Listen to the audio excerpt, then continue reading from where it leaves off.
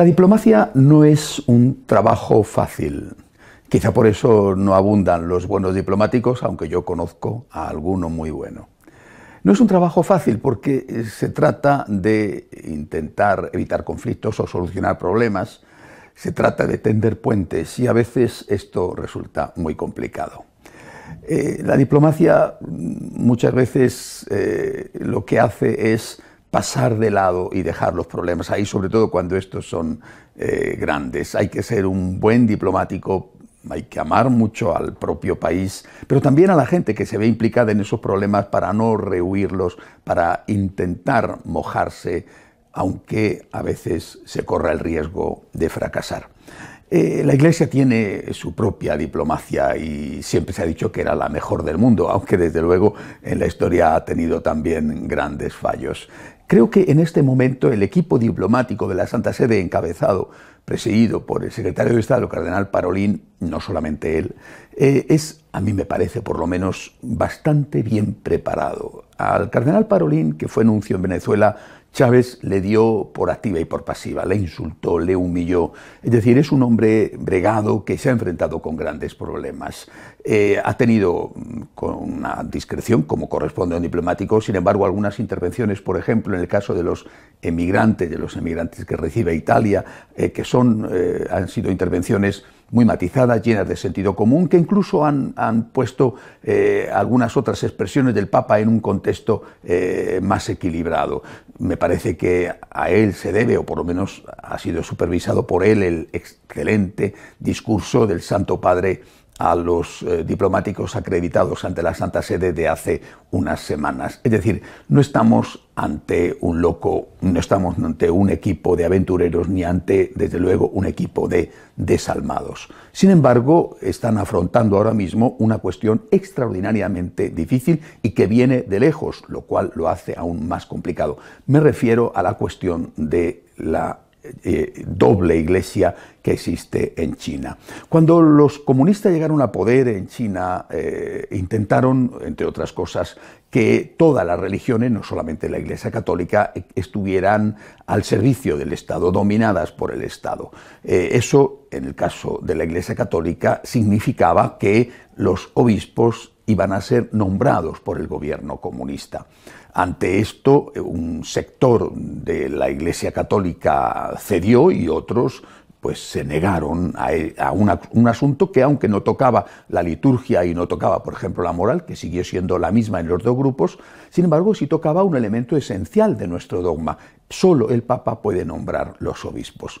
Un grupo cedió a las pretensiones del gobierno y así surgió la llamada Iglesia Patriótica en 1957, mientras que el resto, nunca se ha sabido muy bien exactamente quiénes son, bueno, pues el resto pasaron a ser la llamada Iglesia Clandestina, que es una iglesia de héroes y en muchos casos de mártires. Sacerdotes, obispos, conocieron los campos de reeducación chinos, campos realmente que no son lugares de turismo.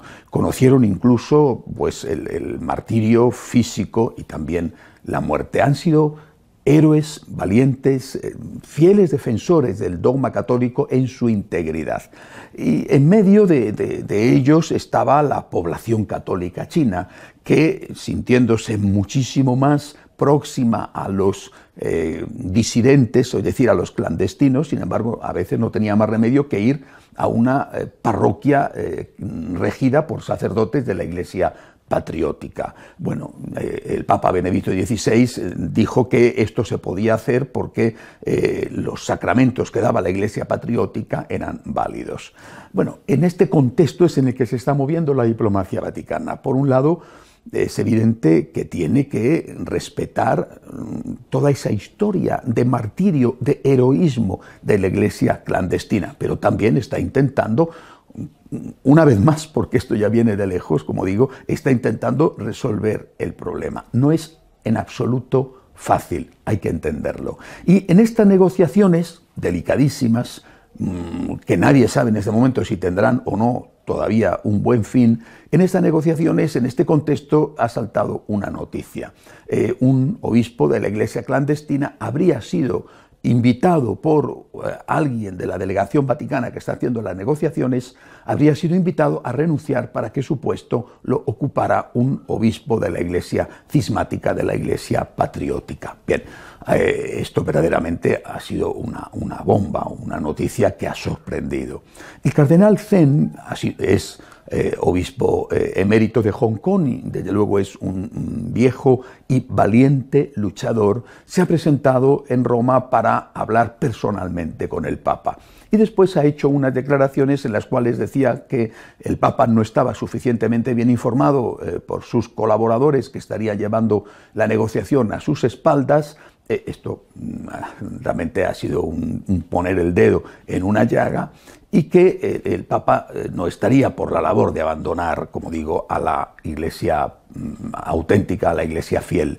Estas declaraciones del cardenal Zen han sorprendido y han molestado mucho, y la oficina de prensa del Vaticano ha sacado a su vez una nota diciendo que el Papa estaba perfectamente enterado y que, aunque no ha citado al cardenal Zen y que él era muy negativo, que algunos dijeran lo contrario. Es decir, estamos en un contexto de abierto enfrentamiento y de tensión. Yo creo que en este momento, como digo, nadie sabe qué va a pasar. Pueden tener éxito las negociaciones, pueden fracasar, otras veces han fracasado. Si tienen éxito, nadie sabe cuál va a ser la fórmula. En la historia ha habido de todo. Por ejemplo, en el 1801, apenas llegado Napoleón al poder, llegó a un acuerdo, un concordato con la Santa Sede, con el Papa Pío VII, que fue un concordato y un acuerdo terrible para la Iglesia Católica, pero que la Iglesia Católica aceptó. Hay que recordar que después de la Revolución Francesa se creó una Iglesia cismática que obligaba a los obispos y a los sacerdotes a un juramento de fidelidad al Estado, y que muchos sacerdotes y obispos no quisieron firmar. Y muchos de ellos murieron, y no solamente sacerdotes, también monjas. Bueno, hay que leer a Bernanos con el diálogo de Carmelitas. Es decir, una iglesia francesa que fue fiel, que fue heroica y que sufrió en carne propia la persecución y el derramamiento de su sangre.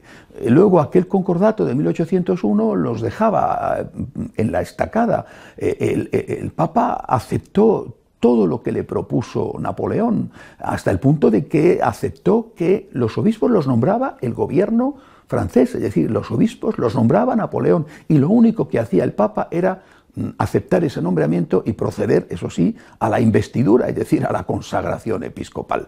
Esto se aceptó, y hasta el punto fue chocante, sorprendente y doloroso para esa iglesia fiel francesa, que se creó un cisma, lo que se llamó entonces la Petite Église. Bueno, aquello al fin solucionó un problema, aunque por supuesto generó otro. Otra alternativa es la que ha habido durante siglos en el llamado Imperio Español en España y en América, donde el rey, los reyes españoles, tenían lo que se llamaba el privilegio de presentación. Presentaban 3 candidatos para una sede episcopal vacante, y el Papa elegía uno.